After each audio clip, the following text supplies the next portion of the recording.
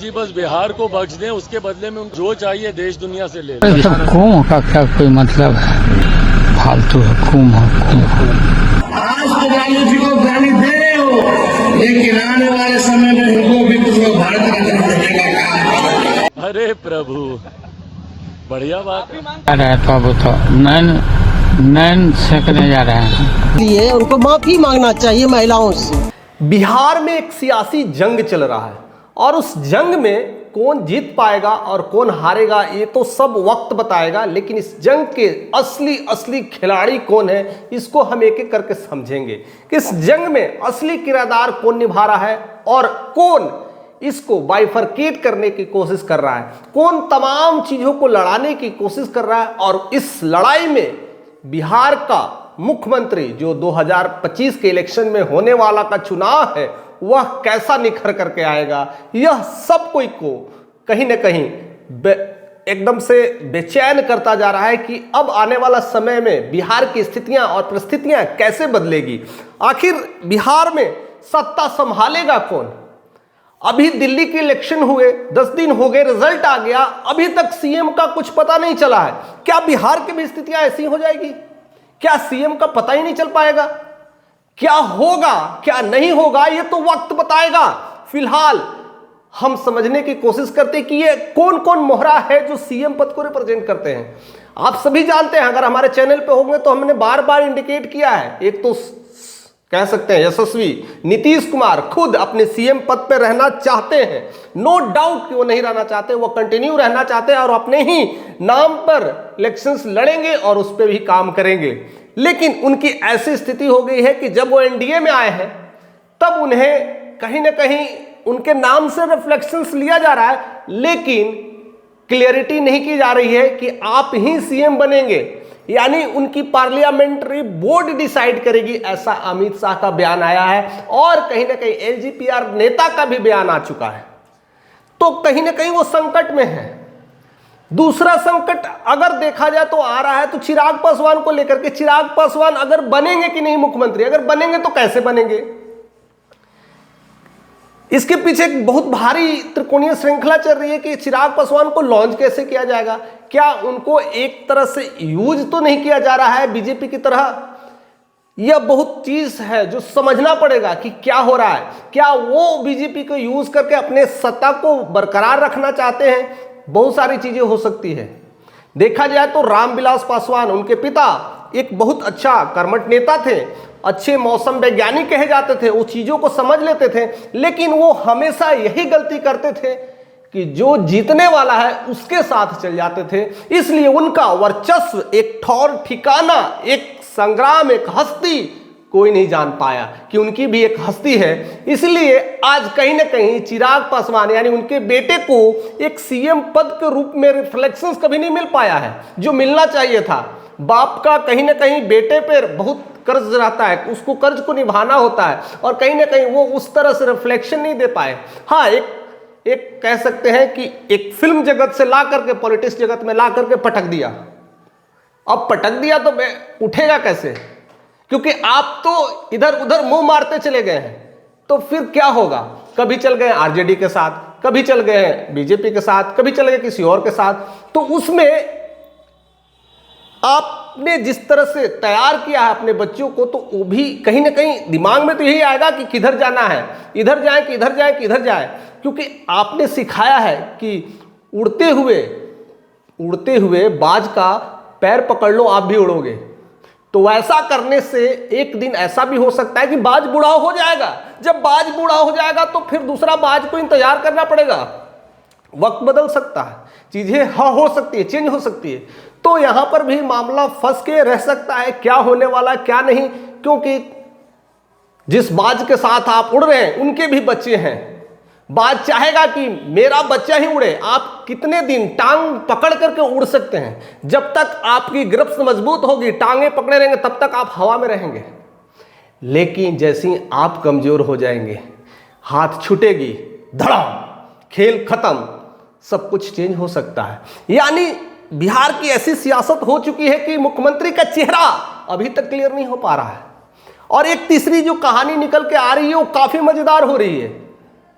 RJD Lalu Prasad Yadav, वो तो अच्छे रहे हैं, अपने साथ 20 साल का कार्यकाल संभाला है, और कहीं ना कहीं उनमें, उनके बेटे में भी वो गुण दिख रहा था। एक यशस्वी, कह सकते हैं कि एक मुख्यमंत्री के तौर पर अपने आप को रिफ्लेक्ट कर रहे थे। और आपका भतीजा झंडा उठा कर मोदी जी को बिहार में रोकने का है, लोगों की समझ है और सीट भी ले आ पा रहे हैं।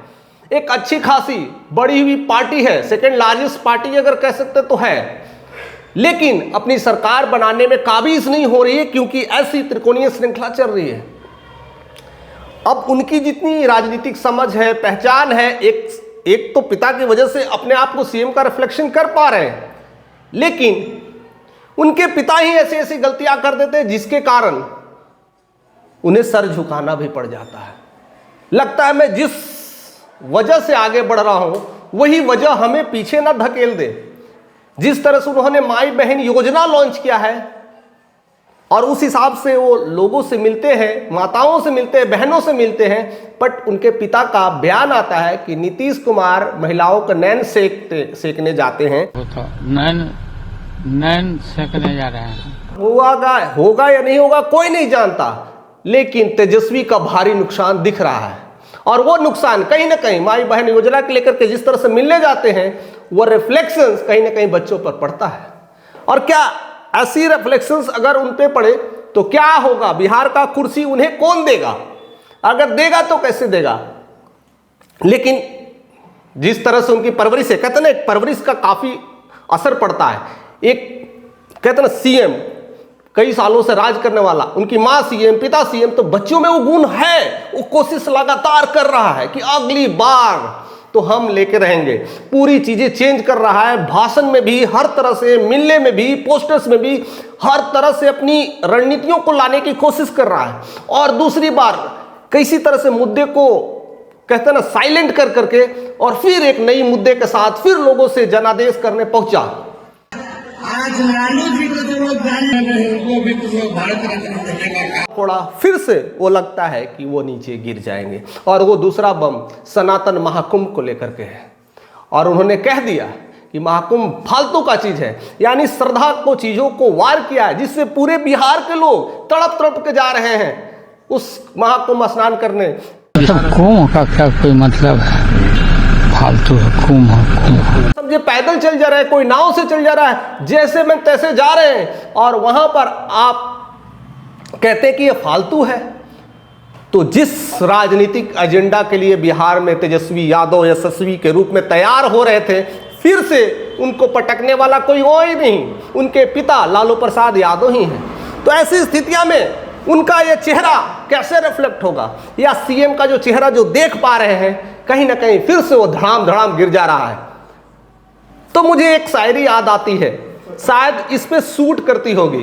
कहता है, मुझे तो अपनों ने लूटा, गैरों में कहाँ दम था। मुझे तो अपनों ने लूटा, गैरों में कहाँ दम था, किश्ती वहीं डूबी जहां पानी कम था। अब बताइए इनकी किश्ती कैसे डूब रही है? क्या आप लोग डुबा रहे हैं? क्या बिहार के लोग डुबा रहे हैं? इनकी किश्ती तो इनके पिता ही डुबो रहे हैं। तो काफी ये त्रिकोणीय श्रृंखला हो गया है कि बिहार की सियासी एकदम गर्म हो गई है। अब लोग समझ नहीं पा रहे कि मुख्यमंत्री कौन है।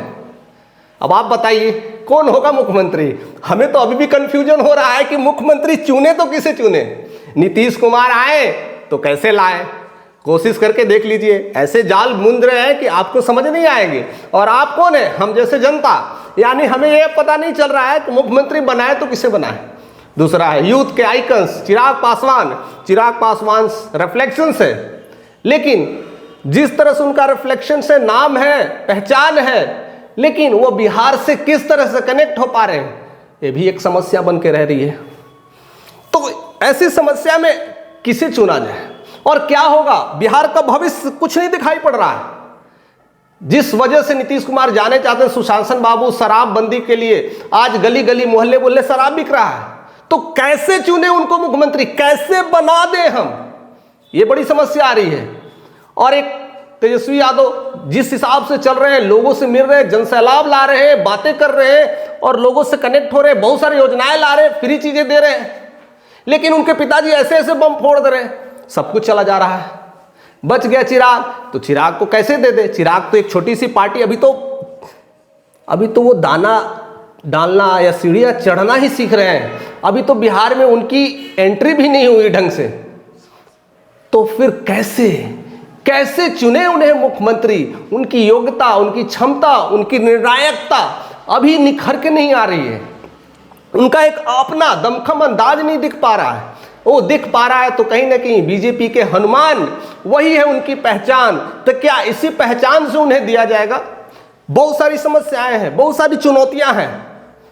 तो इस चुनौतियों में मैं आप पे छोड़ के जाता हूं कि बिहार का मुख्यमंत्री आप किसे चुनते हैं, और अगर चुनते हैं तो आप जरूर इसमें आंसर दीजिएगा कि क्यों आपको ये पसंद है और क्या कारण है।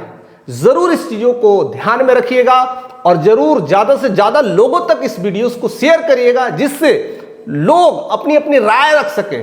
ज्यादा पहुंचेगा तो ज्यादा क्लैरिटी आएगी और तभी हम समझ पाएंगे और असली सिलेक्शन होगा, और तभी ये क्लैरिटी निकल के आएगी कि बिहार में अभी खतरा और बढ़ रहा है कि खतरा कम हो रहा है, या बिहार बदल रहा है क्या बिहार बर्बाद हो रहा है। ये सब कुछ, बहुत कुछ अभी देखने को मिलने वाले हैं। अगर चैनल पर नए हैं तो जरूर सब्सक्राइब करिएगा, क्योंकि आगे ऐसे वीडियोस आएंगे जो आपको बिहार की स्थितियों को देख करके कहीं ना कहीं दिल दहल जाएगा कि बिहार की ऐसी स्थितियां हैं। एक तरफ पक्का मकान, एक तरफ तो कच्चे मकान भी नसीब नहीं हो रहे। ऐसे बहुत सारी स्थितियां हम आपको दिखाएंगे। आप ऐसे हमारे साथ बने रहिए और अपना कमेंट करना ना भूलिएगा। जय हिंद।